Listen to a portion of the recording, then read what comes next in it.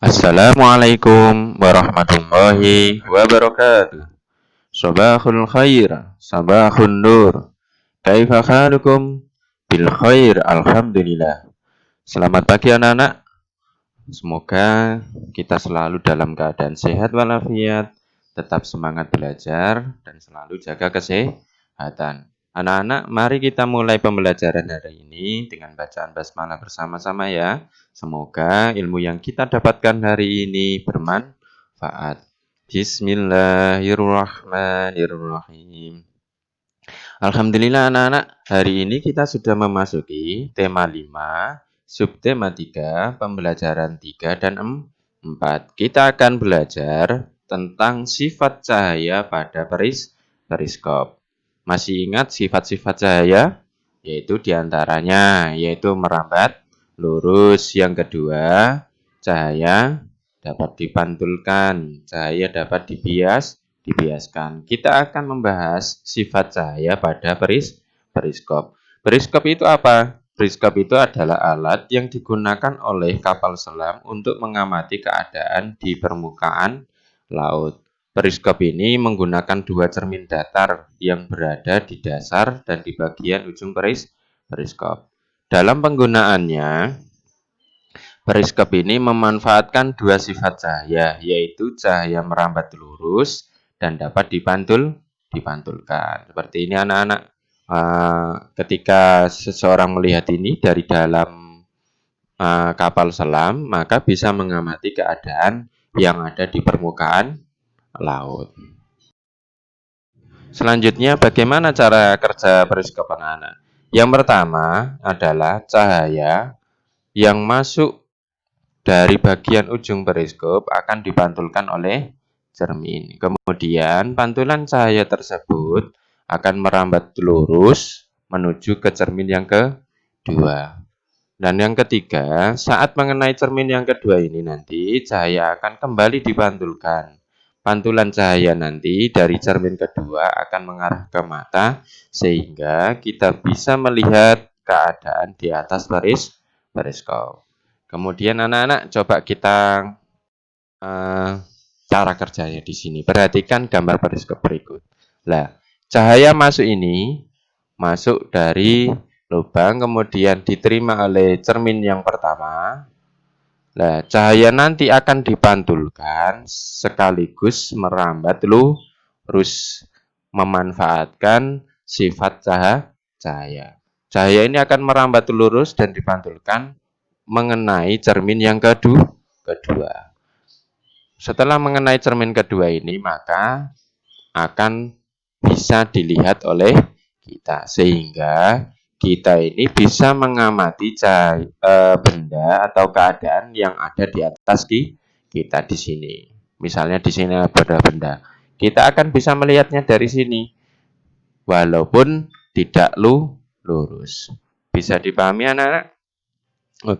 Kita selanjutnya, kita akan belajar menyebutkan informasi sikap kepahlawanan menggunakan tabel.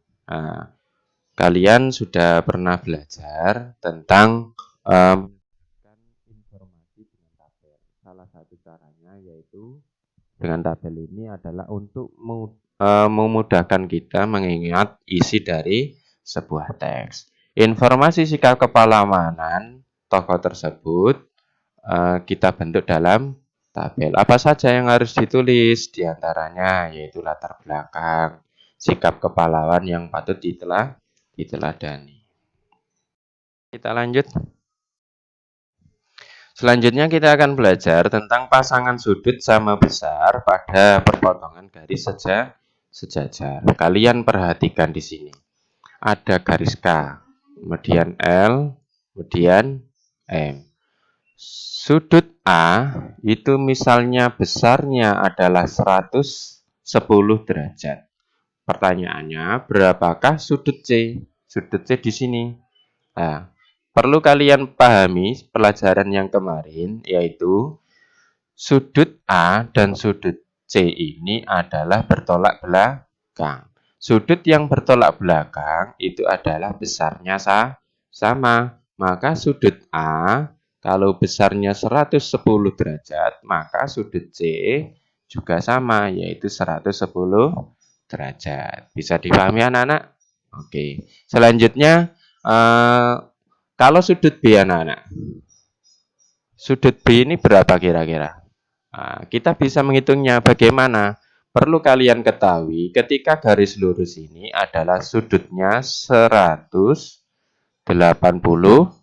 derajat. Nah, kalau sudut A ini sudah diketahui 110 derajat, maka sudut B ini berapa? Tinggal dikurangi. 180 dikurangi 110. Hasilnya berapa? Maka sudut B ini adalah 70 derajat. Oke, bisa dipahami? Nah, sudut D ini berapa? Nah, gampang sekali. Sudut B dan sudut D ini adalah bertolak belakang.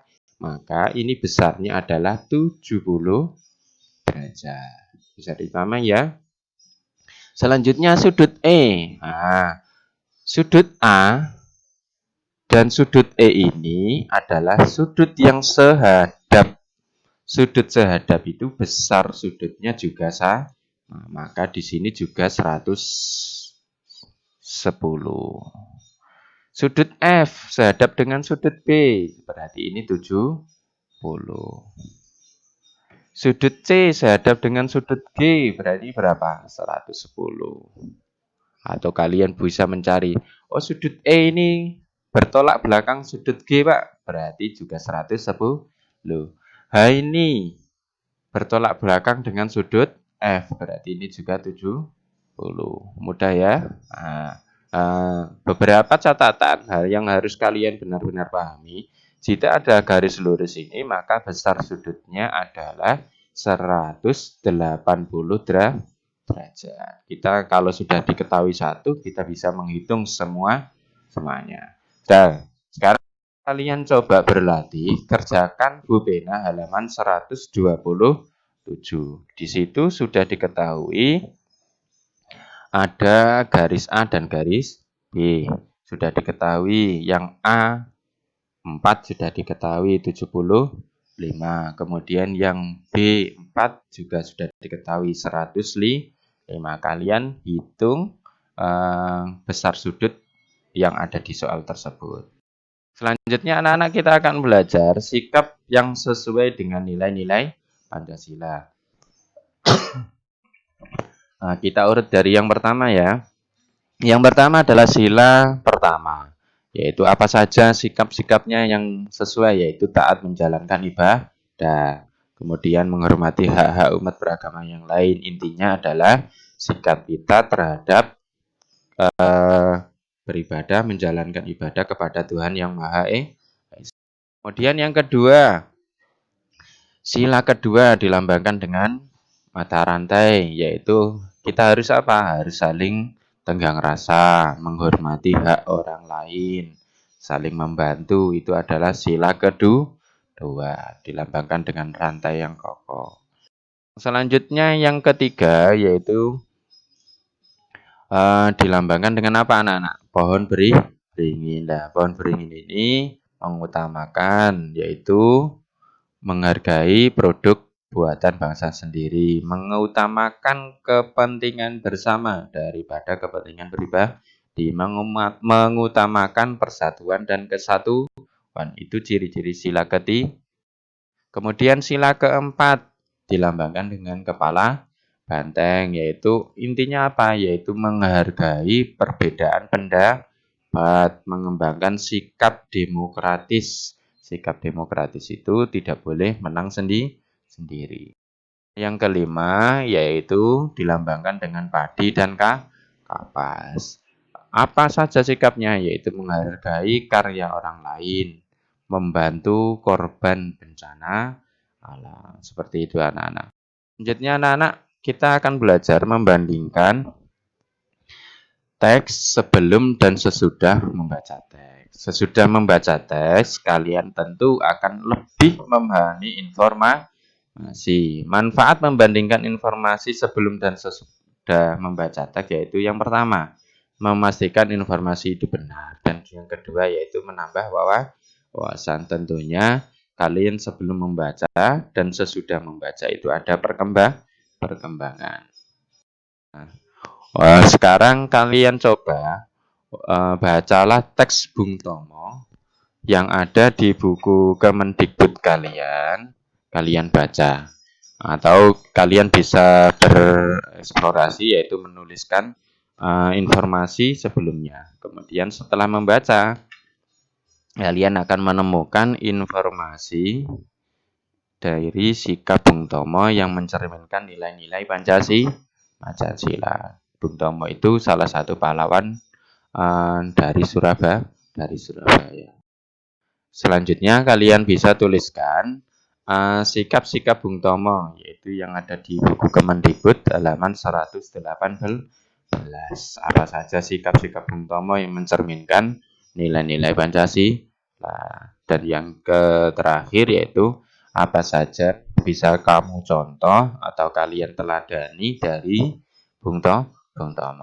Oke anak-anak, demikian pembelajaran hari ini. Semoga bermanfaat. Mari kita tutup pembelajaran hari ini dengan bacaan hamdalah bersama-sama. Alhamdulillahirabbil alamin. Assalamualaikum warahmatullahi wabarakatuh.